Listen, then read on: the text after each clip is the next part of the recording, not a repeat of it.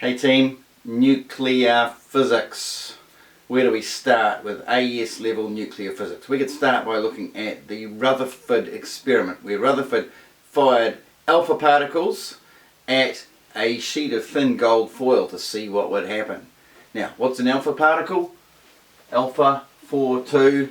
It's got an atomic number of 2, but it means it's got 2 protons, but it's got no electrons, so it's got a positive charge. It's a positively charged, fast-moving particle, and he fired these alpha particles at a thin gold foil, only a few atoms thick, and what he expected to find was that all of them would go just straight through, and perhaps with some small deviations, some small that might turn through a very small angle of a degree or 2 or 3, but really basically he said it would be like throwing a brick at tissue paper. You'd expect it to just carry on straight through. But what actually happened was a huge surprise. What actually happened was most of these alpha particles did just carry on straight through. The bulk of them did. But every now and again, 1 in 2 or 3,000 would deviate like this, or even bounce back like this, or bounce on some funny angle, not bounce, but be moved somehow, have some huge force applied to it that would send it almost back in the direction it came from. Why would this happen? See, back in the days they thought that atoms were basically like positive charges with electrons sort of scattered throughout them, positive, negative. There was no concentration of mass or concentration of charge. It was what they called the plum pudding model, in which case an alpha particle would just go straight through. What did they conclude? What did Rutherford conclude when he saw that these positively charged alpha particles would in some cases bounce back in the direction they came from? Well, there were really 3 conclusions. Number 1, most of an atom is actually empty space. The evidence is that most alpha particles didn't connect with anything and went straight through. Number 2, there is a dense, positively charged nucleus. So even though most of an atom is empty space, there will be, in the middle of an atom, a positively charged nucleus. Now, if an alpha particle happens to be directly in line with that, it will experience a huge force and be sent back in the direction it came from, or something like that. But most of it is empty space. And thirdly, did I say positively charged? It must be positively charged, because only a positive charge would have a repulsive force on a positively charged alpha particle. And thirdly, there must be negatively charged particles somewhere, not in the nucleus, but somewhere in the atom, simply because atoms were neutral and they had a positive charge in the centre, so the negatives must be somewhere. That's all they knew. Okay, moving on, what do we now know? We know that in an atom there are protons, neutrons and electrons. Let me rub this out.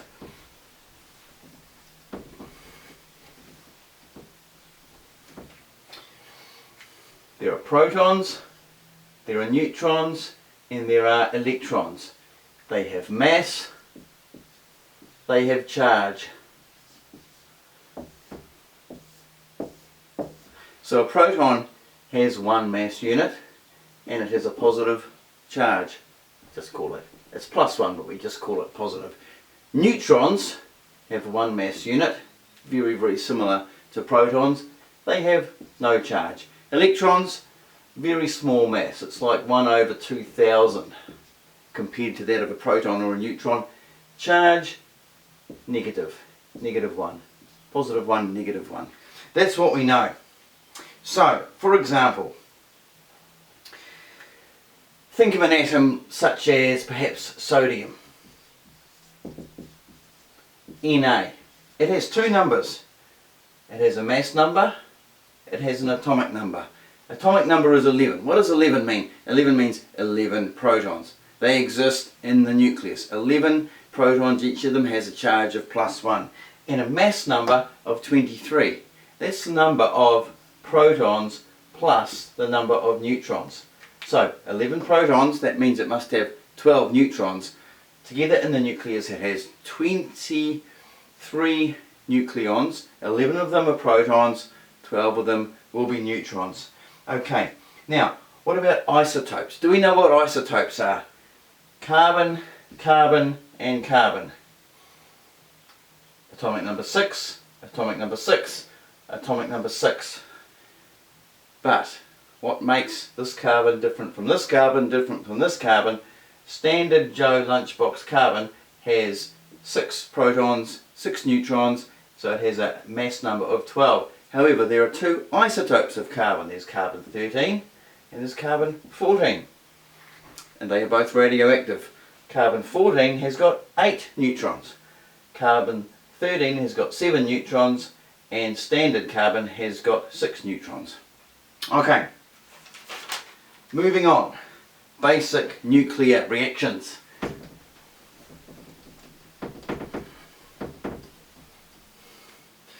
There are various types of nuclear reactions. Firstly, fission.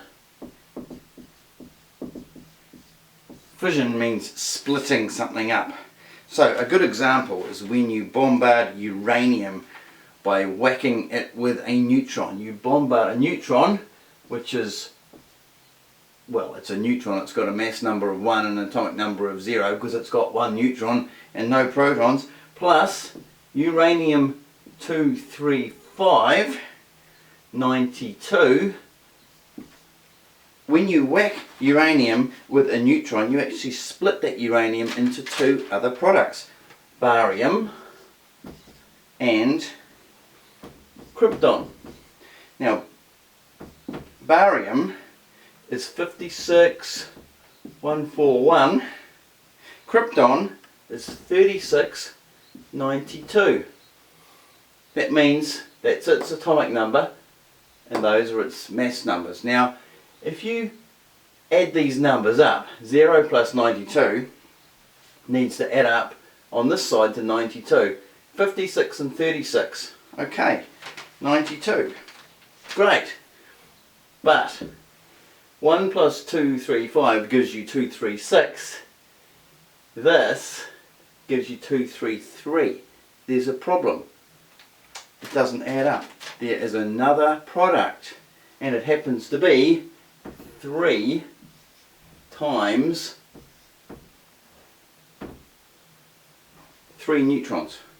3 neutrons are given out. Now, this is quite an interesting little fission reaction because you start with a neutron bombarding some uranium, you end up with 2 other products and 3 neutrons. Now, if you do that in an area where there's lots of fissionable uranium, you create a chain reaction because 1 neutron sets off a reaction and you get 3 neutrons, and that sets off another reaction to get 9 neutrons, 27 neutrons, so on. You get an explosion, and that's how you build a nuclear bomb. But don't tell anybody I told you so. The other type is fusion. Now, fusion can also create nuclear bombs, but it's what happens in the centre of the sun, which is probably a better example to use. Now, let's imagine hydrogen 2,1 plus hydrogen 2,1. This is hydrogen with 1 proton and 1 neutron. Okay? It's actually called deuterium. That's a 2. Pretty ugly 2, but it's a 2. Now, these 2 fuse to give you helium.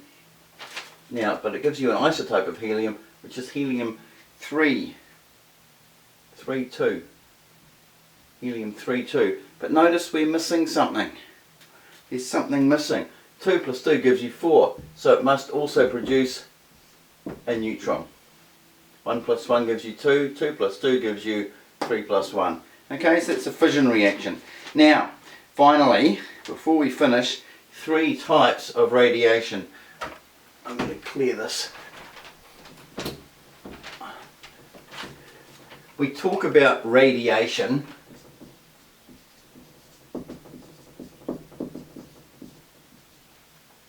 and I'm putting it in little speech marks because not all radiation is actually radiation. Of the 3 types of radiation you need to learn about, 2 of them aren't radiation at all. They're actually particles. First one, alpha. We met him before. Alpha is a small helium nucleus with a positive 2 charge. So he's a product of nuclear decay, a helium nucleus. Very, very, very dangerous at short range. And we looked at an example of how alpha particles are produced earlier on. But uranium 238 92 will decay on its own to produce thorium 90. It's a new element, a totally new atom. 234, and that leaves 2, and it leaves 4. So what are you left with? 4 and 2. It's an alpha particle. You can write He, helium, but you've got to explain it's just a helium nucleus. The other thing is energy. Okay? Alpha radiation. It's very dangerous, but alpha particles can't penetrate skin. They're only dangerous if you happen to breathe them in generally. Skin stops them, so it stops them being too dangerous externally. Then there's beta radiation. Beta radiation, it's an electron, but it's not an ordinary electron. It's an electron emitted from the nucleus of an atom. Weird. So a neutron, which is neutral, decays to become a proton plus an electron. Now, charge-wise it balances. Something neutral becomes something positive plus something negative. So it works. Now we'll look at it in more detail at another point. But an example, strontium 9038 will decay to give